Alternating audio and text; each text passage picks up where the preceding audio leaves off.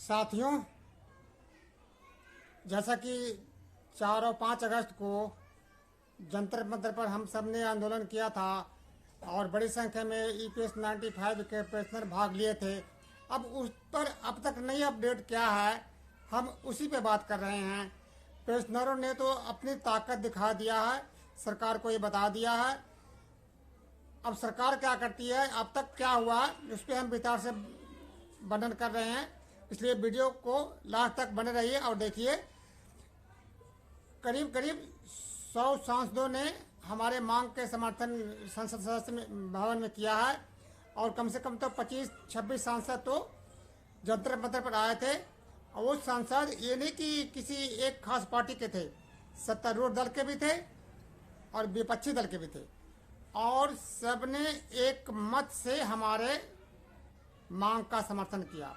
यही नहीं, 6 अगस्त को संसद भवन पर सीढ़ियों पर उन्होंने तख्ती लेकर के और पेंशनरों के समर्थन में पेंशन में वृद्धि करने के लिए नारे भी लगाए। और उसमें भी सभी सांसद से, किसी एक पार्टी से नहीं थे, बल्कि सत्ता पक्ष के भी थे और विपक्ष के भी थे। उसके बाद संसद में भी इन्होंने पेंशनरों के हक के लिए मांग उठाई। क्यों कि ये जो पेंशनर जो इन्होंने 2013 के बाद जो से कि सरकार ने खुद इसको 3000 बढ़ाने के लिए सिफारिश किया था श्रम मंत्रालय ने, लेकिन तब से हमारी मोदी जी की सरकार इस पेंशन पर कोई ठोस निर्णय लेने के बजाय टाल मटोल और आश्वासन देने के अलावा अब तक कुछ नहीं किया। इसी को ध्यान में रखते हुए जो कमांडर अशोक रावत जी ने जंतर मंतर पर धरना प्रदर्शन का जो किया था, तो उसका परिणाम कुछ पॉजिटिव आना शुरू हो गया है। अशोक रावत जी ने जैसा कि बताया कि parliamentary standing committee of labour ने उन्हें बुलाया था और पार्लियामेंट्री में बुला करके उनसे विटनेस लिया। इन्होंने अपनी मांग को बताया और उन्होंने बताया कि ये भी बताया कि ये जो 7,500 रुपया को जो मांग है वो बिल्कुल जायज़ है। जब बगैर किसी कंट्रीब्यूशन के जो से कि लोगों को पेंशन 3-3 हज़ार मिलते हैं, 2 व्यक्ति यदि एक घर में हो तो उनको 6,000 मिलते हैं, तो हमने तो अपने सारी ज़िंदगी कंट्रीब्यूशन किया है और उसके बाद भी हमारी मांगे अभी तक नहीं पेंडिंग किया हुआ है। तो इस पर उन्होंने अपनी बात रखी है और आगे इस बात को कैबिनेट के पास भेजा गया है। इसका फाइनल निर्णय अब मोदी सरकार को लेना है कि वो क्या करती है।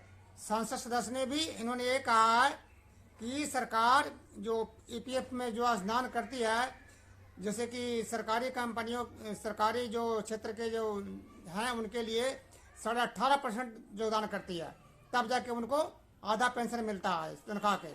तो उसी तरह से EPF में भी सरकार अपना योगदान बढ़ाए, तो इससे बढ़ाने से जैसे कि EPF हो सरकार मिलकर के योगदान बढ़ाएगा तो 7,500 रुपया कोई बहुत बड़ी बात नहीं है। और चूंकि महंगाई बढ़ रही है तो इसको महंगाई के साथ भी जोड़ा जाना चाहिए। ये 100 सांसदों ने हमारे समर्थन में सरकार के सामने ये बात रखी है। अब बात रही कि मोदी सरकार क्या करती है। जहाँ तक अभी तक जो हमें सूचना मिली है कि कमांडर अशोक रावत जी ने तो यही बताया है कि जो पता लगा है कि सरकार ने बिल्कुल आश्वस्त किया है और संभव है इसी सत्र में जो अभी मानसून सत्र चल रहा है इसमें सरकार इस पर कोई ना कोई डिसीजन ले ले। हालांकि अशोक रावत जी ने उनको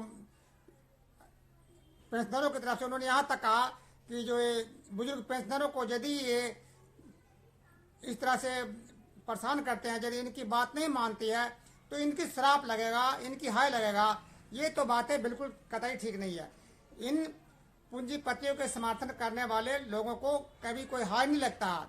ये पिस्सू होते हैं और गरीबों के खून पे जीवित रहने वाले हैं। जिस प्रकार से खटमल है ना, वो गरीबों का खून चूस करके उसी पे जीवित रहता है आम पब्लिक के।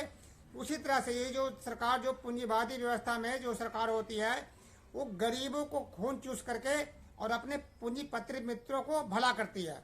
तो ये सरकार भी अभी तक तो यही कर रही है। बाकी हमें उम्मीद है कि इस संसद सत्र में शायद सरकार कोई निर्णय नहीं ले और यदि निर्णय नहीं लेता तो अशोक रावत जी को और सही पेंशनरों के मोदी सरकार के खिलाफ बिल्कुल बिगुल बजा देना चाहिए और ईंट से ईंट बजा देना चाहिए। इसके अलावा और कोई रास्ता नहीं है। बाकी अभी आपको बहुत से यूट्यूब पर बहुत से मिल रहे हैं जो डेली आपको ये बेवकूफ़ बना रहे हैं कि हो गया बात, फाइनल हो गया। सब मिला के उम्मीद है, लेकिन फाइनल अभी कुछ भी नहीं है। जैसे फाइनल होगा आपको बताया जाएगा।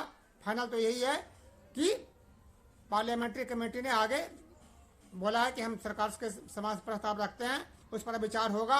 और विचार होने के बाद जो कुछ भी रिजल्ट आएगा सामने, वो शायद जल्दी ही रिजल्ट आ जाएगा।